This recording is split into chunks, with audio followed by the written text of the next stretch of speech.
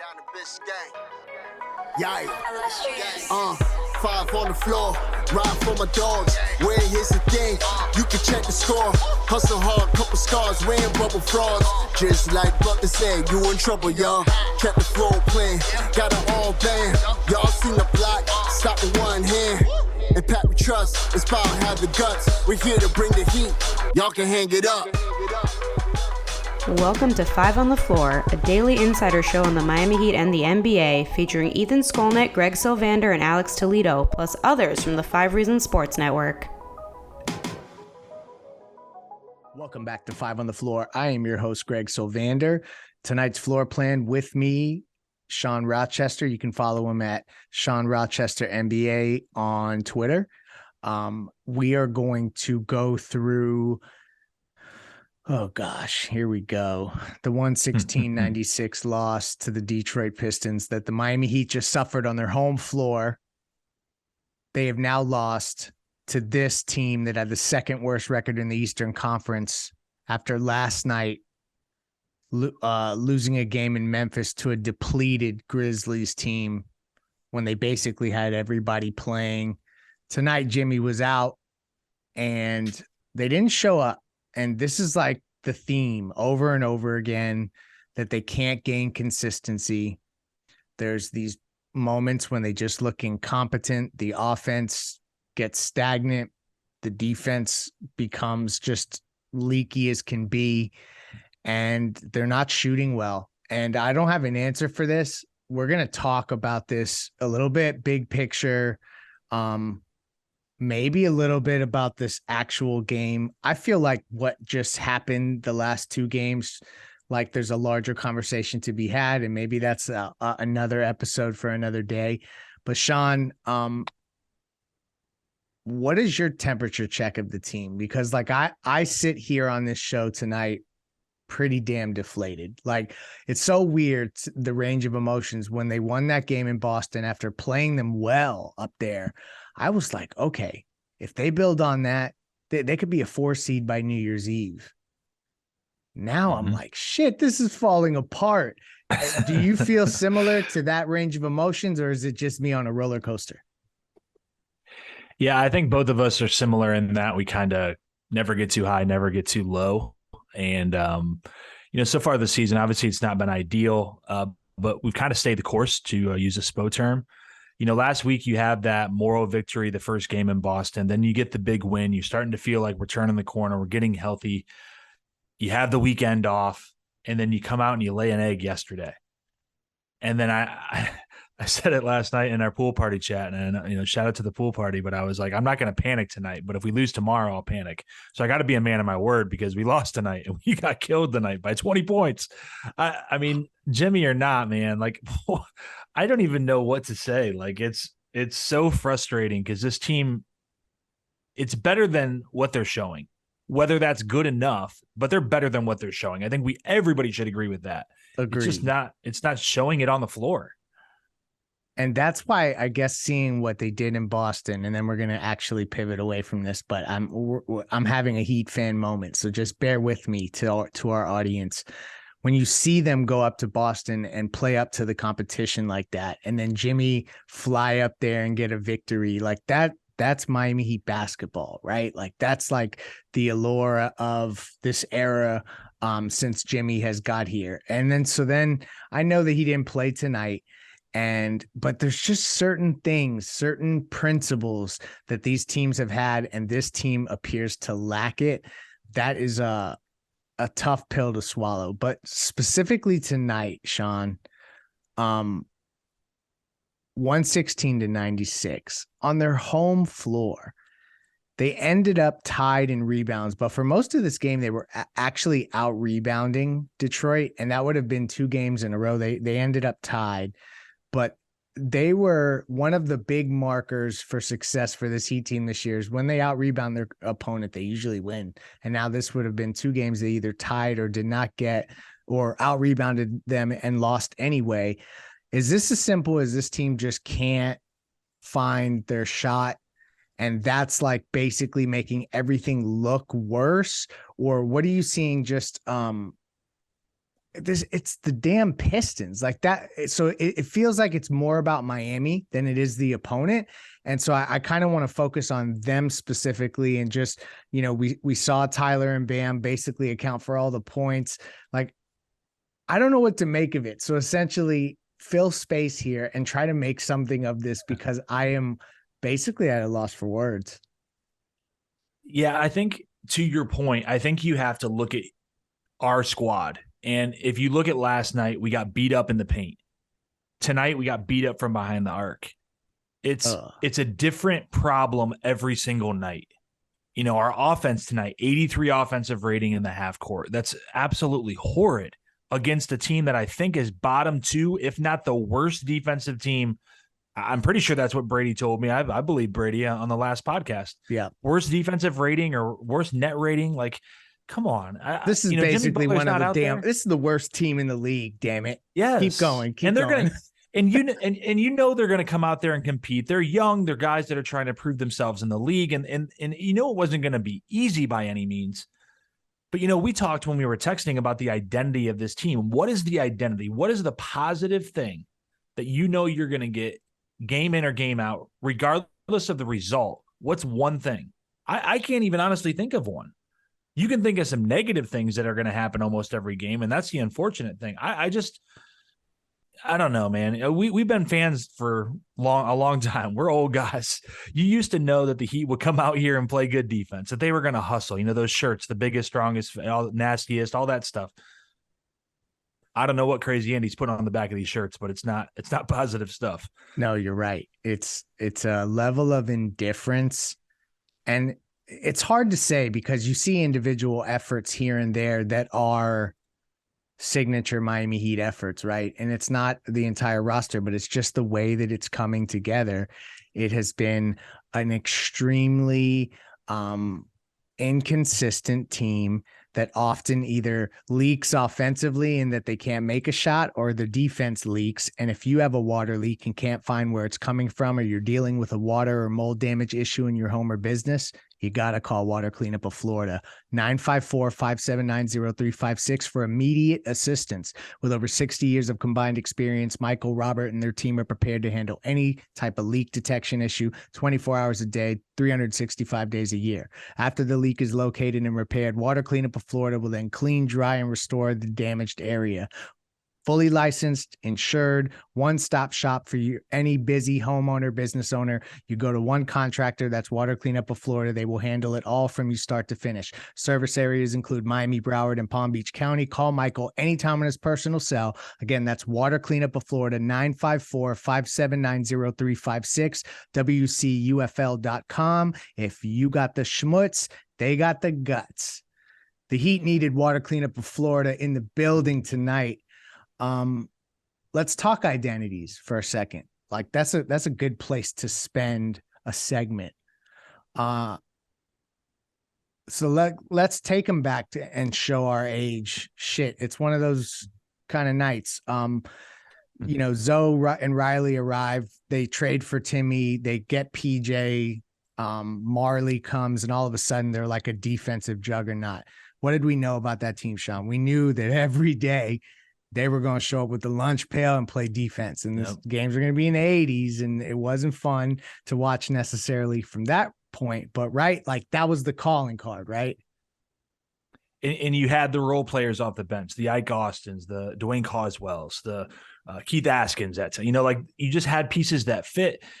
And I guess we're going to probably start talking going back to the summertime, but like the pieces right now, I know they're shifting around and we've had some injuries, but like it just doesn't seem like the pieces fit when you have, and I know we'll talk about the Tyler thing and the Ethan tweet that came from the 5 Reasons account. Like it doesn't seem like the pieces when they work together are adding up to the results, which is the most important thing. It's so true. I mean, like it's a tough thing. So the top 3, if you just look at Kyle, Bam, and Jimmy as a trio, they're the 8th highest paid trio in the NBA. So that means that percentage of the cap has to show up every single night. They can't afford an off night. Kyle had a bad game tonight, but he hasn't been bad lately. He's actually been really one of the steadiest players throughout this season. But, and we're going to talk about Victor Oladipo. So just to our audience, trust me, we're going to spend some time there. But this is a bigger thing than Victor Oladipo. I hate that it got overshadowed. Tyler Hero, they got to figure out what they have there, right? Like, this is a situation where they can't really trade him this year. So they just got to ride with this situation and continue to see him evolve and build his game. And I've liked a lot of what he's done this season, but obviously there needs to be some more consistency. Tonight he was great.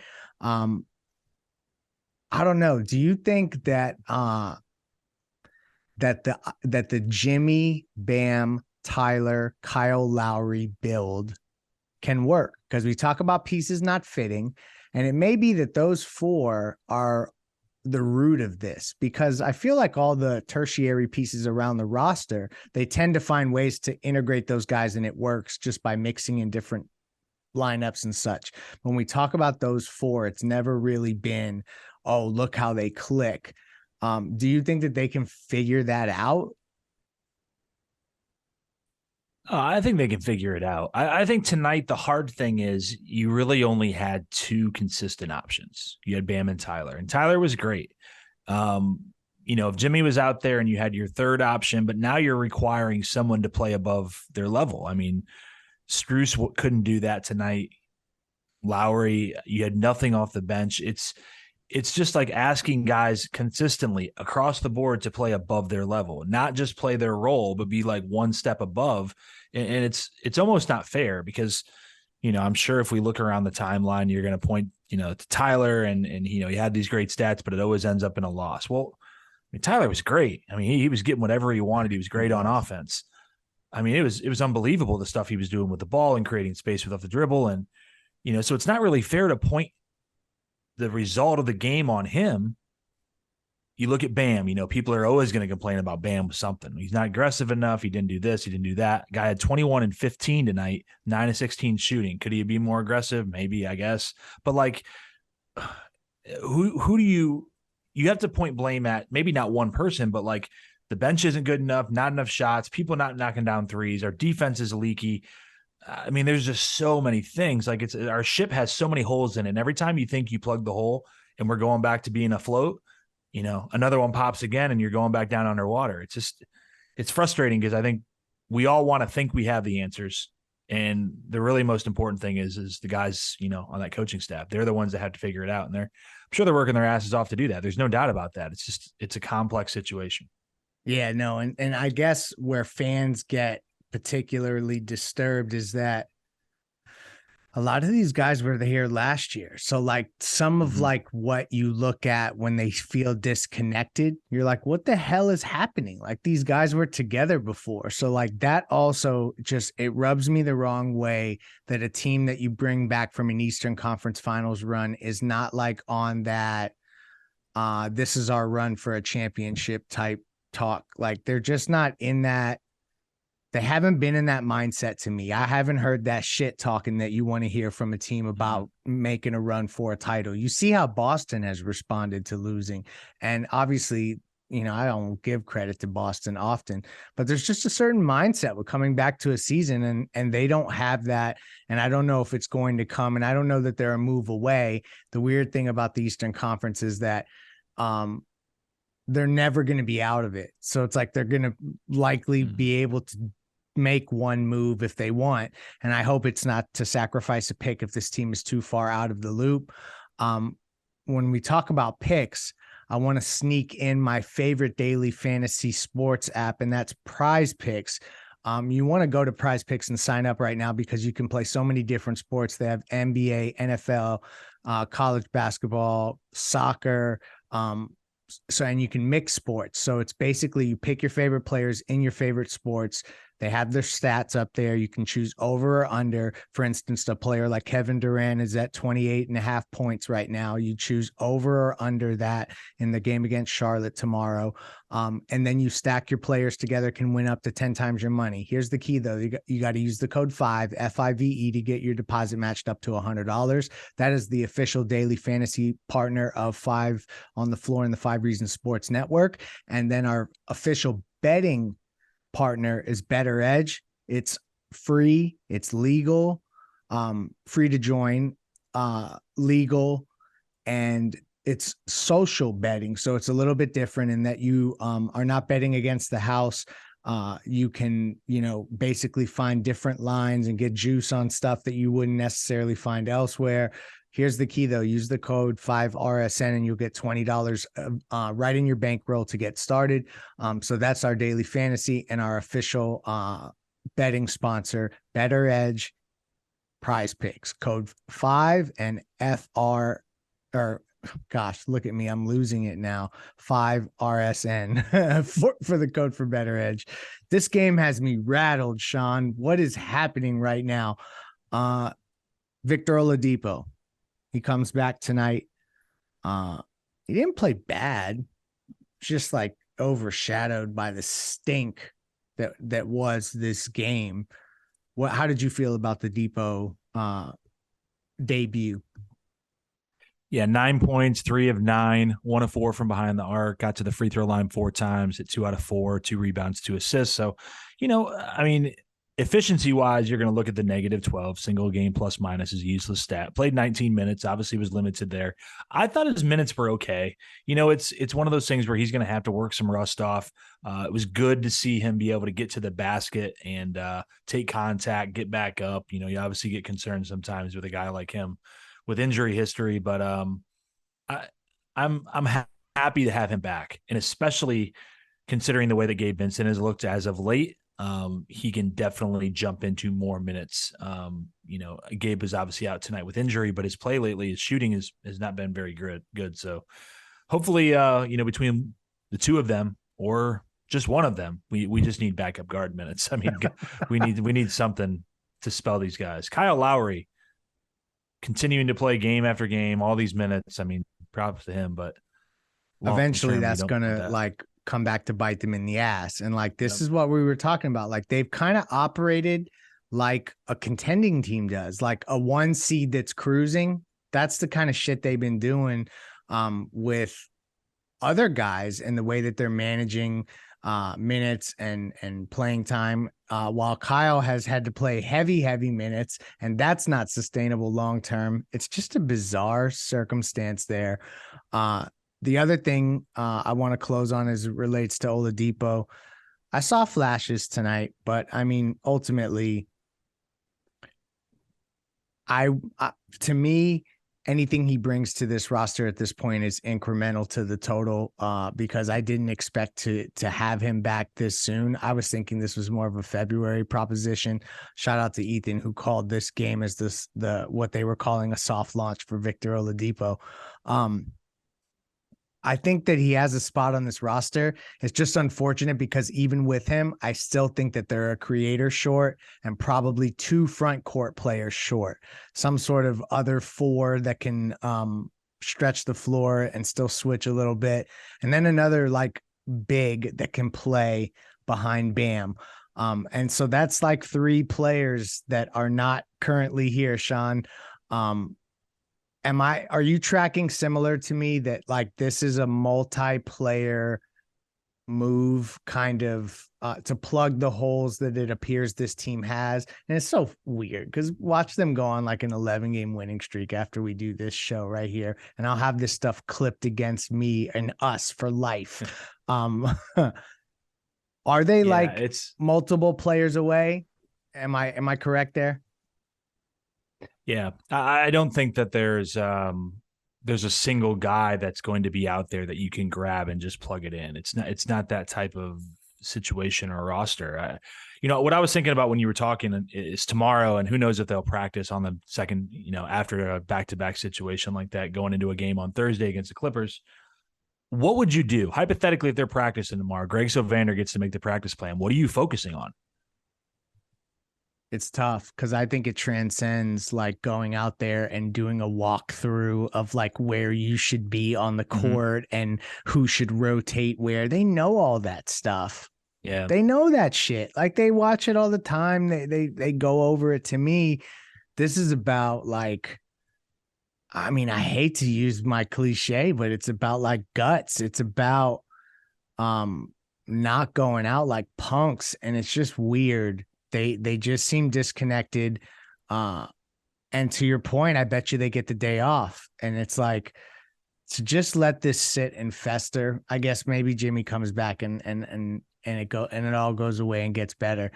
But this has just happened continuously over and over throughout the season. So I have now reached a boiling point, folks. Mr. Sunshine Pumper is here to tell you that I am concerned officially about this team on December 6th at 10:17 p.m. Eastern Standard Time. I declared that I am worried about this Heat roster.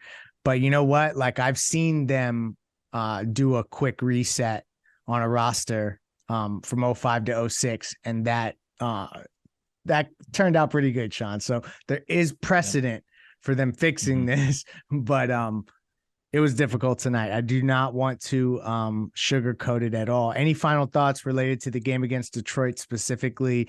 I'm sure you don't want to talk about it anymore. Anybody on Detroit that you like, that you would like to see in a Miami Heat uniform? That's a good way to end the show. Wow. I mean, Jalen Duren is just an athletic monster. Tony and I got to see him when we were out in Vegas for Summer League. He's just a beast. He's only going to get better. He's only 19 years old. Jaden Ivey's just athletically getting downhill, kind of gives you those like Ja Morant vibes. Sadiq Bey, it's sad. Bogdanovich, my gosh, he looked like Larry Bird tonight. Just, I don't know. Do we want to do Sedano? Would we rather be the Pistons? That's how we're going to end this show. Would you rather be the Pistons? No, the Guts will be back tomorrow, but have a good night. Thank you for joining us. Thank you for listening to the Five on the Floor on the Five Regional Sports Network.